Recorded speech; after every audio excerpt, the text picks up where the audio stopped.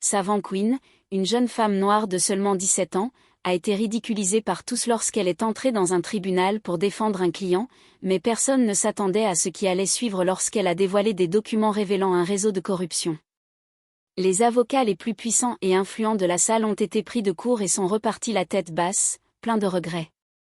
La salle d'audience était bondée, les gens chuchotaient à voix basse, mais le bourdonnement des conversations était difficile à ignorer. Savannah Quinn, âgée de seulement 17 ans, se tenait debout devant le banc, serrant une vieille mallette entre ses mains. Elle portait un blazer un peu trop grand pour elle, mais cela n'avait aucune importance.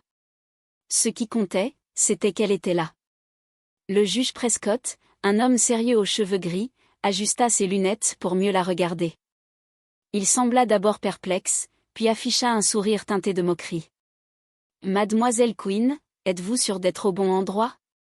Ceci n'est pas un concours de talent, encore moins une émission de télé-réalité. » Quelques avocats assis au fond de la salle éclatèrent de rire.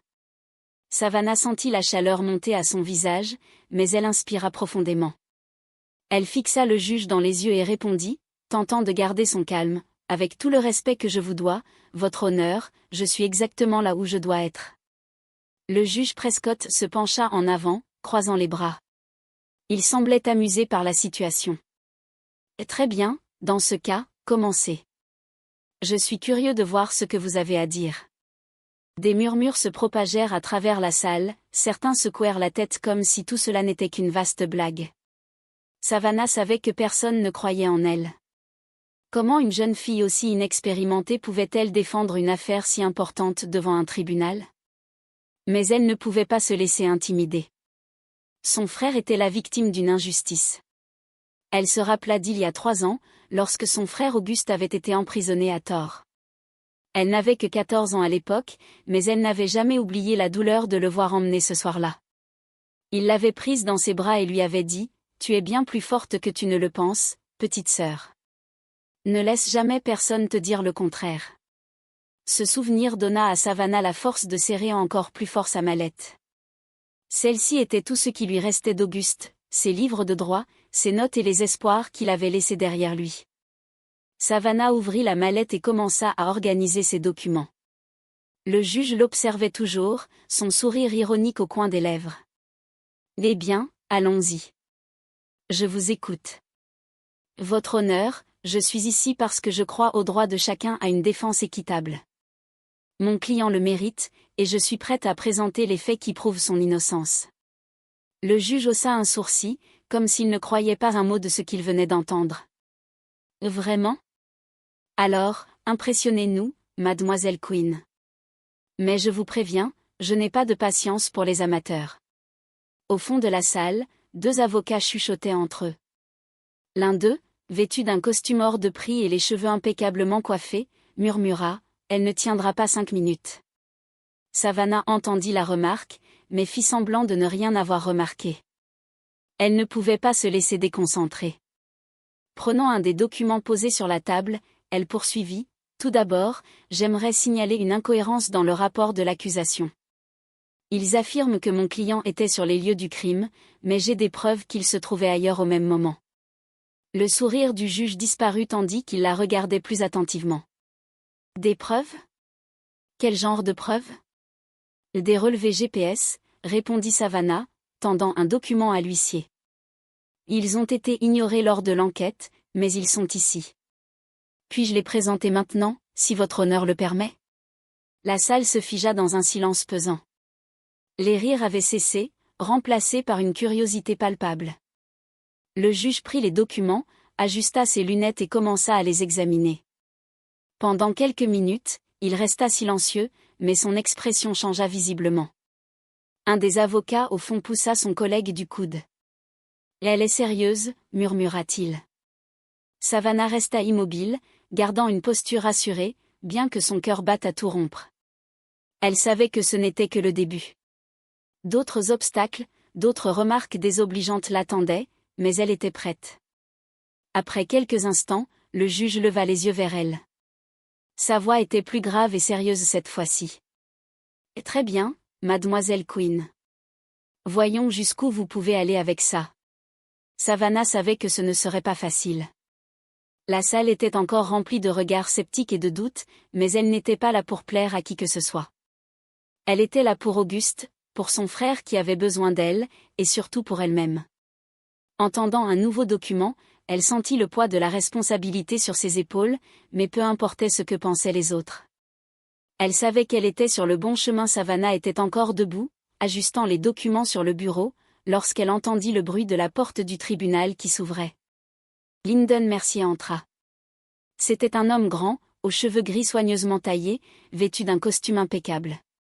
Ses pas résonnèrent sur le sol, attirant l'attention de tous. À ses côtés se trouvait Evangeline Cross, une femme à l'allure élégante et au regard perçant. Mercier ne perdit pas de temps. « Votre honneur, je vous demande pardon pour cette interruption, mais je suis ici pour remettre en question la légitimité de la présence de cette jeune fille dans cette salle. » Savannah releva la tête. Elle s'attendait à une telle attaque, mais cela n'atténua pas l'impact des paroles de Mercier. Avant qu'elle ne puisse répondre, le juge Prescott intervint. « Ah, Mercier, je suis ravi que vous soyez là. Je pensais justement à la même chose. Mademoiselle Quinn, il semble que nous devions éclaircir certains points. » Mercier avança d'un pas, ajustant calmement sa cravate. « Mademoiselle Quinn, puis-je vous demander comment vous avez obtenu l'autorisation d'agir dans cette affaire ? À ma connaissance, rien ne prouve que vous soyez une avocate diplômée. » Savannah inspira profondément. Elle savait que ce moment viendrait, mais cela ne le rendait pas moins difficile. « Je me représente en vertu de la section 28B, qui permet à un citoyen ayant des connaissances juridiques suffisantes de défendre autrui en cas de besoin avéré, répondit-elle en s'efforçant de garder une voix assurée. Evangeline Cross, qui était restée silencieuse jusque-là, laissa échapper un léger rire assez audible pour que tout le monde l'entende. « Des connaissances juridiques suffisantes ? Et qui a jugé cela ? Vous-même ? » Savannah sentit ses joues s'échauffer, mais elle resta digne. « J'ai étudié le droit de manière autodidacte pendant 3 ans. J'ai utilisé des livres, des ressources universitaires et même des affaires réelles pour apprendre. Je n'ai pas de diplôme, mais je suis ici parce que je crois que mon client mérite d'être entendu. » « C'est une plaisanterie, » s'exclama Mercier en se tournant vers le juge. « Votre honneur, nous ne pouvons pas permettre qu'une adolescente sans aucune expérience ni qualification transforme cette cour en théâtre. » Prescott sembla hésiter. Il regarda Mercier, puis Savannah, comme s'il pesait le pour et le contre. « Monsieur Mercier, je comprends vos préoccupations, mais la défense de Mademoiselle Quinn, jusqu'à présent, a été intrigante. Je dois l'admettre. » « Intrigante ne suffit pas, » coupa Mercier. « Cette affaire est grave. Le risque d'une erreur est immense. » Avant que le juge ne puisse répondre, Savannah s'avança. « Avec tout le respect que je vous dois, monsieur Mercier, le risque le plus grand serait d'ignorer des preuves et de condamner un innocent. Si vous avez des objections à ma défense, attaquez mes arguments, pas mon âge. » Evangeline plissa les yeux, visiblement irritée. « On dirait que vous participez à un concours de débat, jeune fille. Ici, c'est la vie réelle. Que savez-vous de la responsabilité, du poids d'une vie entre vos mains ?» Savannah hésita un instant. Les paroles d'Evangeline avaient touché un point sensible, mais elle se rappela Auguste. Elle se souvint de la fois où il lui avait serré la main dans le tribunal 3 ans plus tôt, avant d'être emmené, et lui avait dit « Ne renonce pas, Savannah. Je t'en supplie. » Elle ravala sa salive et répondit « J'en sais bien plus que vous ne l'imaginez, et je suis prête à le prouver. » Le silence tomba dans la salle un instant, jusqu'à ce qu'il soit rompu par le claquement sec de pas sur le sol. Tous les regards se tournèrent vers la porte. Carrick Cleburne venait d'entrer. Il portait un costume sombre, et son regard semblait percer l'air. Savannah se figea en le voyant. C'était l'homme responsable de tout, celui qui avait menti, manipulé et détruit la vie d'Auguste. Cleburne la fixa directement, avec un léger sourire aux lèvres, comme s'il s'amusait de la situation. Savannah sentit son cœur s'emballer, et pendant un instant, elle crut que ses jambes allaient flancher, mais elle se força à rester droite. Le juge Prescott fronça les sourcils. « Monsieur Cleburne, je ne m'attendais pas à vous voir ici aujourd'hui. » Cleburne se contenta de hocher la tête, avec la sérénité de quelqu'un qui se sentait supérieur à tous dans cette pièce. « J'ai tenu à venir, votre honneur. Après tout, cette affaire m'intéresse tout particulièrement. Savannah serra les doigts sur le bord du bureau, luttant pour contenir sa colère. La simple présence de Cleburne était une provocation. Il voulait montrer qu'il avait encore du pouvoir, qu'il restait intouchable. Pendant ce temps, Mercier profita de la tension pour renforcer son argument. Encore une raison, votre honneur, de reconsidérer la présence de cette jeune fille. Cette affaire exige du sérieux. Prescott soupira, visiblement las. Monsieur Mercier, mademoiselle Quinn a présenté des preuves qui justifient sa présence jusqu'à maintenant. Je vais lui permettre de continuer, pour l'instant. Le soulagement fut immédiat, mais Savannah savait que ce n'était pas une victoire. Il restait encore beaucoup à faire, et Cleburne représentait une menace qu'elle ne pouvait pas ignorer. Elle retourna organiser ses documents, mais son esprit travaillait déjà sur autre chose. Elle avait besoin d'un allié, et peut-être, juste peut-être, Soren Bishop serait la personne idéale pour l'aider. Quelques mois plus tôt, la nuit était froide et silencieuse lorsque Savannah Quinn rencontra Soren Bishop pour la première fois. C'était dans un parking presque désert derrière un café. Il était appuyé contre une voiture ancienne, les mains dans les poches, et le visage partiellement dissimulé par l'ombre de sa casquette. Savannah hésita en l'apercevant. Quelque chose en lui semblait tendu, mais pas vraiment menaçant. « Vous êtes Savannah ?» demanda-t-il sans la quitter des yeux. « Oui, et vous êtes Soren Bishop. » Il hocha la tête, scrutant les environs comme s'il craignait d'être observé. « Vous êtes sûr de vouloir aller au bout de cette histoire ? Ce n'est pas qu'un jeu d'avocat et de discours.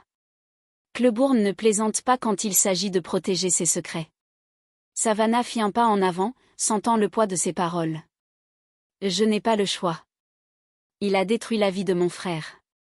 Si vous avez des preuves qui peuvent l'incriminer, je dois les voir. » Soren soupira. « J'ai travaillé pour Cleburne pendant 5 ans. Je ne savais pas dans quoi je m'embarquais au début, mais après, eh bien, quand j'ai compris, c'était trop tard. Il contrôle beaucoup de gens, et ceux qui essaient de s'opposer à lui en paient le prix. »« Et pourquoi êtes-vous ici maintenant ?» demanda Savannah en croisant les bras. « Parce que je suis fatigué de porter ça tout seul. » Il sortit un dossier de son manteau et le lui tendit.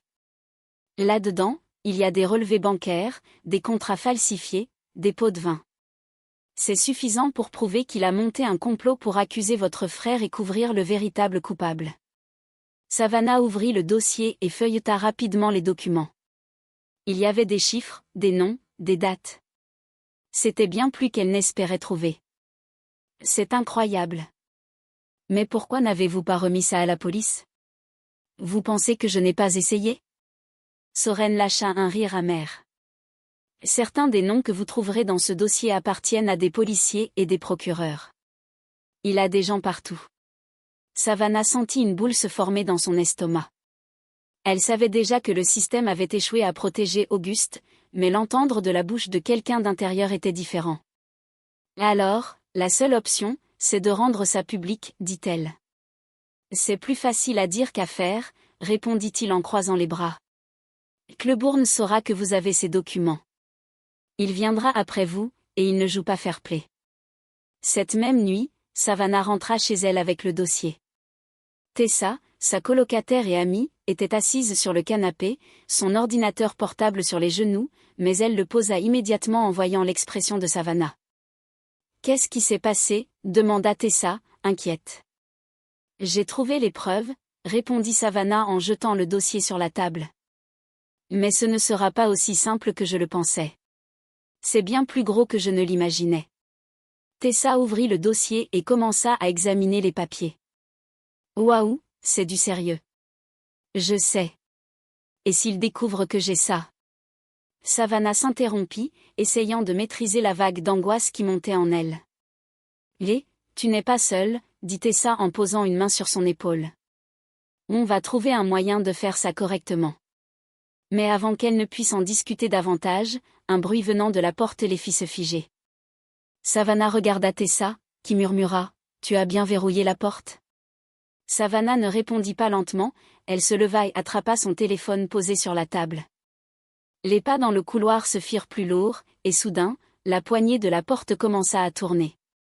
Savannah cria « Tessa !» Mais Savannah composait déjà le numéro de la police. La porte fut défoncée avant que quelqu'un ne réponde à l'appel. 2 hommes masqués entrèrent, l'un d'eux tenait une barre de métal. Savannah hurla, tirant Tessa en arrière alors que les hommes avançaient. L'un d'eux attrapa le dossier sur la table tandis que l'autre renversa le canapé, projetant tout au sol. « Fuis !» cria Tessa, tirant Savannah vers la chambre.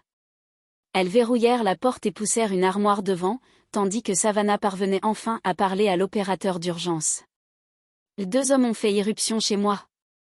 Ils sont armés. » De l'autre côté de la porte, les hommes frappaient, essayant de l'enfoncer, mais avant qu'ils n'y parviennent, le son des sirènes résonna dans la rue. Les 2 intrus échangèrent un regard et prirent la fuite, emportant le dossier avec eux. Plus tard dans la nuit, la police quitta les lieux, mais Savannah tremblait encore. Elle et Tessa étaient assises sur le sol du salon, essayant de remettre leurs idées en ordre. « Ils savent » murmura Savannah. « Ils savent quoi » demanda Tessa.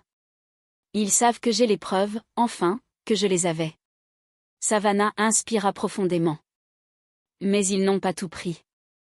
J'ai numérisé certains documents avant de rentrer. » Tessa sembla soulagée.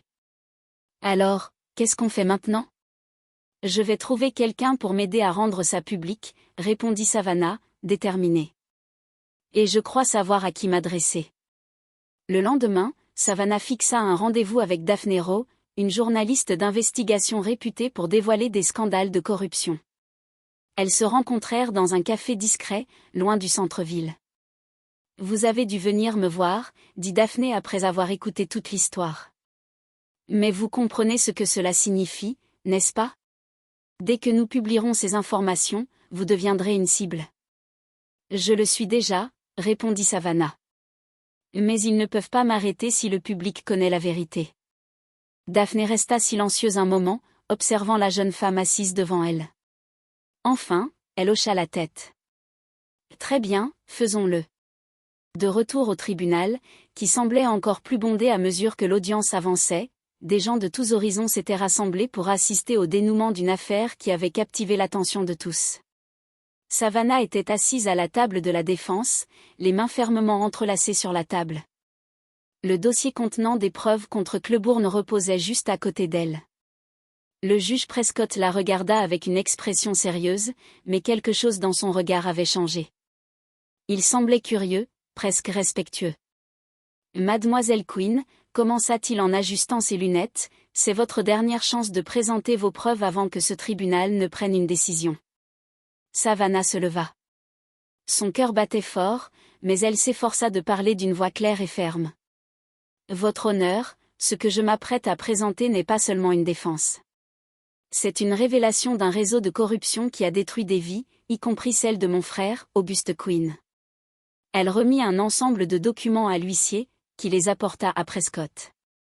Le juge commença à les feuilleter, son expression devenant plus grave à chaque page. Ces documents incluent des registres financiers montrant des pots de vin versés par Gary Cleburne à des témoins et procureurs, des contrats falsifiés et des messages prouvant qu'il a manipulé toute l'affaire contre Auguste Quinn.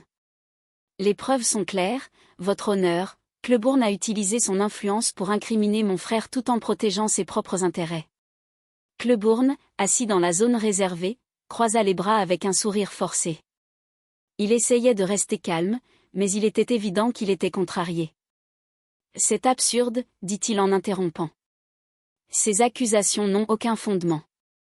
Ce sont des inventions d'une gamine désespérée. » Prescott frappa son marteau sur la table.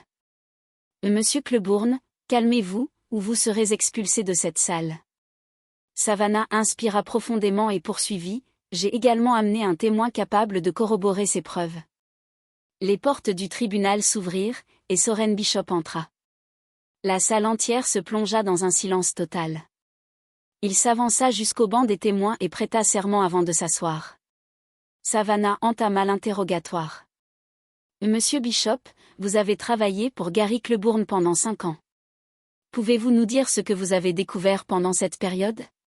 Soren regarda directement le juge. « J'ai vu de mes propres yeux comment il achetait des témoins, intimidait des fonctionnaires et utilisait son argent pour manipuler le système. Il m'a ordonné de falsifier des preuves contre Auguste Quinn. Je l'ai fait, et je le regrette encore aujourd'hui. La salle explosa en murmures, mais Prescott demanda rapidement le silence. Continuez, monsieur Bishop. J'ai apporté des registres de ces ordres, votre honneur. Ils se trouvent parmi les documents présentés par Savannah. Prescott examina les preuves tandis que le procureur restait silencieux, semblant accablé.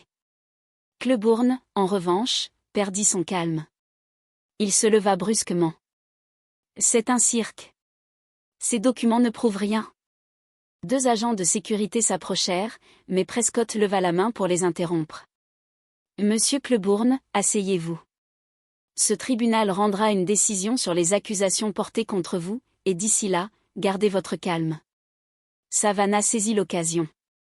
Votre honneur, je demande que Cleburne soit placé en détention provisoire jusqu'à la fin de l'enquête. Il a déjà prouvé qu'il ferait tout pour échapper à la justice. Prescott hésita un instant avant de frapper son marteau. Demande acceptée. Agent, emmenez-le en garde à vue. Cleburne fut immédiatement menotté. Il lança un regard à Savannah, et pendant un bref instant, elle y vit quelque chose de différent, de la peur. Mais ce n'était pas encore fini. Le juge Prescott ajusta à nouveau ses lunettes et se tourna vers l'huissier à ses côtés. Il semble y avoir d'autres noms pertinents dans ces documents. Mademoiselle Quinn, veuillez confirmer ce qui est décrit ici. Savannah, encore sous l'effet de l'adrénaline de cette première victoire, s'approcha avec précaution. Oui, votre honneur. En plus de Cleburne, il y a des preuves indiquant que Lyndon Mercier et Evangeline Cross étaient également directement impliqués dans ce système. Les registres montrent des paiements effectués à ces deux individus pour influencer des décisions judiciaires ou manipuler des preuves en vue de condamner Auguste Quinn. L'attention dans la salle augmenta immédiatement. Mercier, qui était assis à la table de l'accusation, bondit de sa chaise, les yeux écarquillés. C'est absurde. Ces allégations n'ont aucun fondement. Evangeline, quant à elle, tenta de garder son calme. Votre honneur, ces accusations sont sans fondement. Mademoiselle Quinn s'appuie sur des documents qui pourraient très bien avoir été fabriqués. Prescott leva la main, exigeant le silence. Les documents présentés incluent des transferts bancaires détaillés, des correspondances électroniques et même des comptes rendus de réunions qui relient directement les deux accusés aux activités criminelles de Gary Cleburne. Je ne vois rien ici qui suggère une quelconque falsification. Mercier ouvrit la bouche pour protester à nouveau, mais Prescott ne lui laissa aucune chance. Monsieur Mercier, Madame Cross, vous aurez l'occasion de vous défendre en bonne et due forme, mais d'ici là, ce tribunal ordonne votre mise en détention provisoire. Le public, déjà animé par des murmures, explosa en conversation bruyante. Deux agents de sécurité s'approchèrent de Mercier, qui recula en levant les mains. Vous êtes en train de commettre une grave erreur. Vous n'avez aucune idée de qui vous accusez. Evangeline se leva lentement, le visage fermé, son expression presque menaçante. Vous ne comprenez pas ce que vous venez de faire. C'est bien plus grand que ce que vous imaginez. Savannah soutint son regard, sentant le poids de chaque mot, mais refusant de montrer la moindre faiblesse. Et peut-être auriez-vous dû y penser avant de détruire des vies innocentes. Evangeline ne répondit rien alors qu'elle était emmenée par les agents, mais le silence qu'elle laissa derrière elle semblait chargé d'une menace implicite. Savannah se rassit, le souffle court. Elle savait que ce n'était que le début, mais pour la première fois, elle sentait que le système commençait enfin à s'orienter dans la bonne direction. 2 semaines plus tard, le tribunal était à nouveau plein. Cette fois, c'était pour l'audience en appel d'Auguste. Savannah avait une boule au ventre en attendant l'entrée du juge. Lorsque celui-ci entra, un silence solennel envahit la salle. Après examen des preuves présentées, ce tribunal conclut que la condamnation d'Auguste Quinn était fondée sur des preuves falsifiées et des témoignages manipulés. Je déclare que sa condamnation est officiellement annulée. Monsieur Quinn, vous êtes libre. Savannah eut du mal à réaliser les mots qu'elle venait d'entendre. La salle explosa en applaudissements, mais tout ce qu'elle put faire fut de courir pour enlacer Auguste, qui était assis au premier rang. Il la serra contre lui, et elle sentit les larmes couler sur ses joues. « Tu l'as fait, petite sœur, dit-il, la voix rauque. Tu as fait ce que personne d'autre n'aurait pu faire. J'ai seulement fait ce qui était juste, grand frère, répondit-elle en essayant de contenir ses sanglots. Auguste la regarda avec sérieux. Et tu n'as pas idée de ce que cela représente pour moi. Mais ce n'est pas seulement pour moi. Tu as un don, Savannah. Utilise-le. Suis tes rêves. Le monde a besoin de personnes comme toi. Elle hocha la tête, incapable de répondre. Au fond d'elle, elle savait qu'il avait raison. Des années plus tard, Savannah était de retour dans un tribunal, mais cette fois, elle n'était plus une défenseuse improvisée. Elle était là en tant qu'avocate à part entière, vêtue d'un tailleur parfaitement ajusté et avec une pile de documents soigneusement organisés devant elle. Le juge appela l'affaire, et Savannah se leva, prête à commencer. Votre honneur. Et sans aucun doute, elle l'était, plus que jamais. Cette histoire nous rappelle que courage et détermination peuvent transformer les situations les plus injustes. Savannah Quinn n'était pas seulement une jeune femme cherchant justice pour son frère, elle est devenue une voix contre un système corrompu, prouvant que la vérité finit toujours par triompher. Et vous, avez-vous déjà affronté une situation qui semblait impossible à surmonter, mais que vous avez réussi à vaincre? Partagez votre expérience dans les commentaires. Si cette histoire vous a inspiré, partagez-la avec vos proches et contribuez à diffuser ce message puissant.